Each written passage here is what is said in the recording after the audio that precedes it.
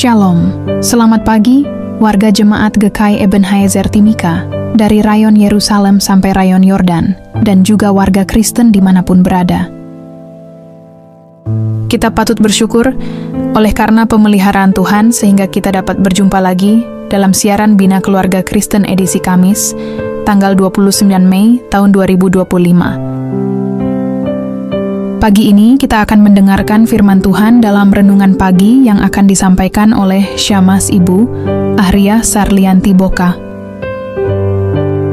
Untuk mengawali siaran di pagi ini, kita akan memulainya dengan doa. Shalom, selamat pagi Bapak Ibu dan saudara-saudari warga jemaat GKI Ebenezer Timika dari rayon Yerusalem sampai rayon Yordan dan pemirsa yang menyaksikan siaran Bina Keluarga Kristen yang Tuhan Yesus kasihi. Sebelum kita membaca dan mendengarkan firman Tuhan di pagi ini, mari kita berdoa. Bapa kami di sorga, Bapa yang kami sapa di dalam nama Yesus Tuhan kami. Di pagi hari ini Tuhan, kami mengucap syukur dan berterima kasih di mana atas kasih dan penyertaan Tuhan di sepanjang malam yang sudah kami lewati, sehingga kami ada di pagi hari ini dengan nafas kehidupan yang Tuhan anugerahkan. Terima kasih Tuhan untuk mengawali firman Tuhan di pagi hari ini. Dalam aktivitas kami akan membaca firman Tuhan. Biarlah Roh Kudus-Mu menuntun dan menguasai hati dan pikiran kami lewat hikmat yang Tuhan berikan, agar kebenaran firman Tuhan yang hamba sampaikan buat umat Tuhan bisa dimengerti, dipahami oleh umat-Mu. Terima kasih Tuhan, kami siap untuk mendengarkan firman-Mu. Di dalam nama Tuhan Yesus kami berdoa. Amin. Bapak, Ibu, saudara-saudari, warga jemaat, dan pendengar yang dikasihi Tuhan Yesus Kristus, pagi ini di hari Kamis tanggal 29 Mei 2025, yang juga kita memperingati hari kenaikan Yesus Kristus, maka kita patut bersyukur karena anugerah dan pemeliharaan Tuhan bagi kita sekalian.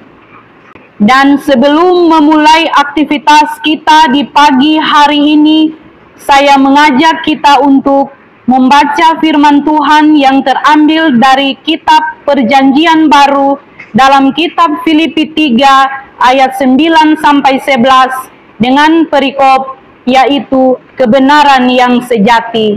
Demikian kata firman Tuhan. Dan berada dalam Dia bukan dengan kebenaranku sendiri karena mentaati hukum Taurat, melainkan dengan kebenaran karena kepercayaan kepada Kristus, yaitu kebenaran yang Allah anugerahkan berdasarkan kepercayaan. Yang kukehendaki ialah mengenal Dia dan kuasa kebangkitannya dan persekutuan dalam penderitaannya, di mana aku menjadi serupa dengan Dia dalam kematiannya, supaya aku akhirnya beroleh kebangkitan dari antara orang mati.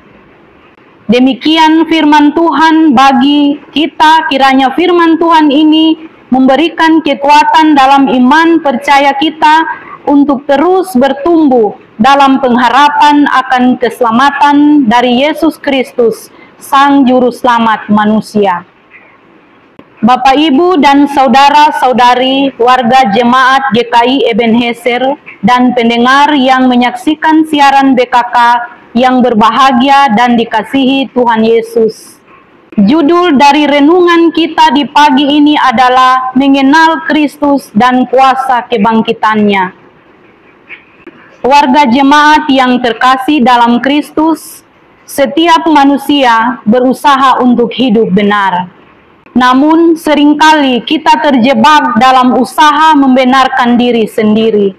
Rasul Paulus mengingatkan bahwa satu-satunya jalan untuk memperoleh kebenaran sejati adalah melalui iman kepada Kristus, bukan melalui usaha kita sendiri. Ayat ini membawa kita masuk ke dalam inti dari hidup orang percaya, menjadi satu dengan Kristus, mengenal Dia secara pribadi, mengalami kuasa kebangkitannya, dan bahkan ikut dalam penderitaannya. Dari pembacaan kita pagi ini dalam Filipi 3 ayat 9 sampai 11, ada 3 hal yang perlu kita ketahui, yaitu pertama, kebenaran sejati datang dari iman, atau kita bisa lihat pada ayatnya yang ke-9 yang berkata, dan berada dalam Dia bukan dengan kebenaranku sendiri. Paulus dengan tegas menyatakan bahwa kebenaran yang sejati tidak berasal dari hukum Taurat atau perbuatan baik, melainkan dari iman kepada Kristus. Ini adalah kebenaran yang dianugerahkan, bukan hasil usaha. Hal yang menjadi pertanyaan bagi kita sekarang, apakah kita masih mengandalkan perbuatan untuk membenarkan diri kita di hadapan Tuhan? Perbuatan saja bukan alasan untuk kita hidup menjadi benar, namun kita harus melakukan kebenaran dengan iman yang sungguh kepada Yesus Kristus. Sebab kita dipanggil untuk hidup oleh iman, bukan oleh usaha manusiawi. Yang kedua, mengenal Kristus dan kuasa kebangkitannya, kita bisa lihat pada ayatnya yang ke-10 yang berkata, yang ku kehendaki ialah mengenal Dia dan kuasa kebangkitannya. Mengenal Kristus bukan sekedar pengetahuan intelektual, melainkan hubungan pribadi dan pengalaman hidup bersama Tuhan. Bahwa kuasa kebangkitannya adalah kuasa yang memberi hidup baru, kuasa yang membangkitkan dari kematian rohani, dan kuasa yang mengubah hidup. Dengan demikian, ayat ini memberikan pertanyaan kepada kita sekarang, yaitu, apakah hidup kita mencerminkan kuasa kebangkitan Kristus? Apakah ada perubahan hidup? Apakah kita hidup dalam pengharapan dan kekuatan dari Tuhan? 3 pertanyaan ini menjadi renungan bagi kita untuk melihat sejauh mana kita dekat dan mengenal Tuhan, sehingga kita dapat berubah untuk percaya bahwa dalam Tuhan ada pengharapan dan kekuatan. Yang ketiga, persekutuan dalam penderitaan dan kematiannya. Kita bisa lihat ayatnya yang ke-10 bagian B dan 11 yang berkata, dan persekutuan dalam penderitaannya, di mana aku menjadi serupa dengan Dia dalam kematiannya. Bapak, Ibu, Saudara dan Saudari, pendengar dan pemirsa siaran BKK, Jemaat GKI Ebenezer Timika, dan warga Kristen yang dikasihi Yesus Kristus. Mengikuti Kristus bukan hanya soal berkat, tetapi juga kesediaan untuk menderita bersama Dia.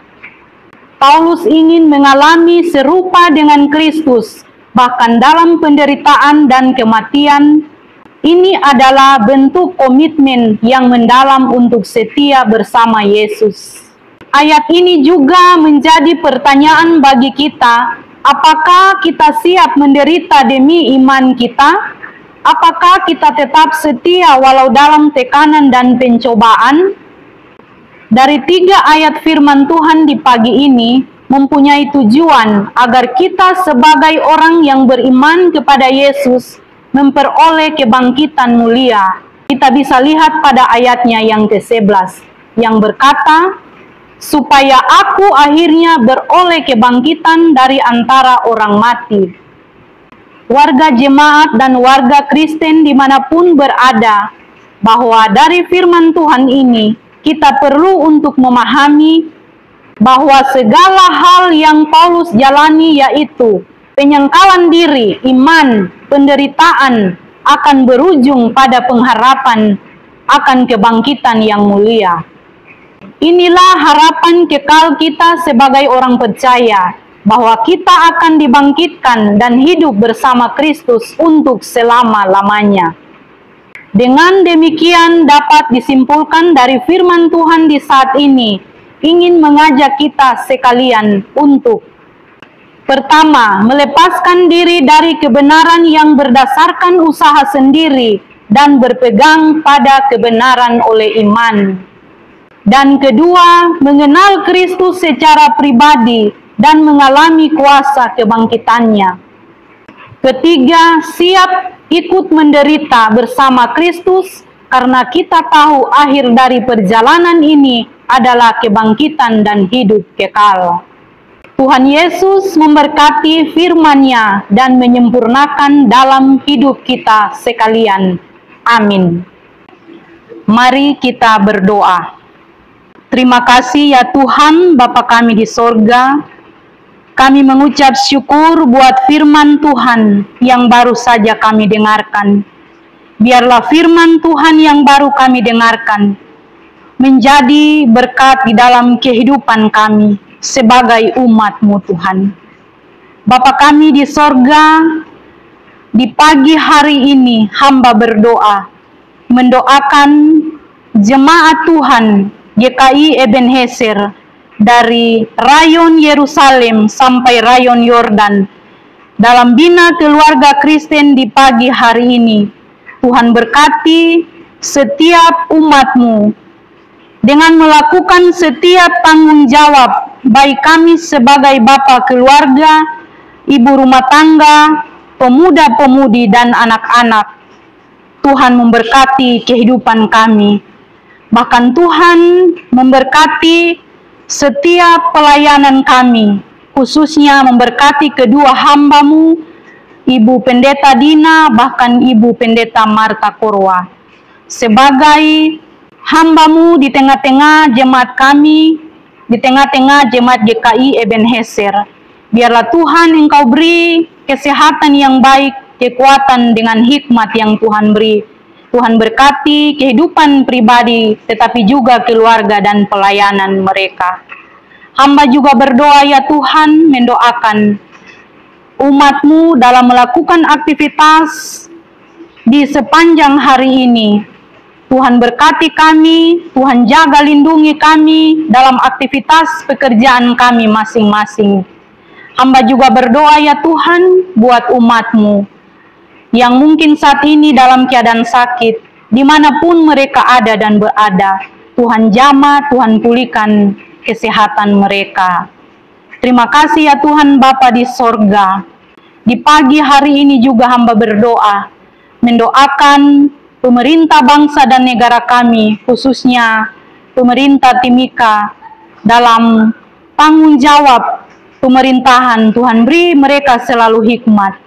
Terima kasih Tuhan, ampuni kami apabila di dalam kehidupan kami sebagai umat-Mu, kami melakukan salah dan dosa, ketika kami menyakiti hati sesama kami, menyakiti suami kami, istri kami, anak-anak kami, lewat tutur kata, perbuatan. Tuhan ampuni kami. Ini doa, ini ungkapan syukur, ini permohonan kami di pagi hari ini Bapa. Hanya di dalam nama Tuhan Yesus kami berdoa dan mengucap syukur di pagi hari ini. Amin. Demikianlah renungan firman Tuhan yang telah kita dengar di pagi ini. Kiranya Tuhan Yesus Kristus akan menyempurnakan firman-Nya bagi kita dan memberikan kita kekuatan dan menyertai kita dalam aktivitas dan kerja kita di hari ini. Tuhan Yesus memberkati. Shalom.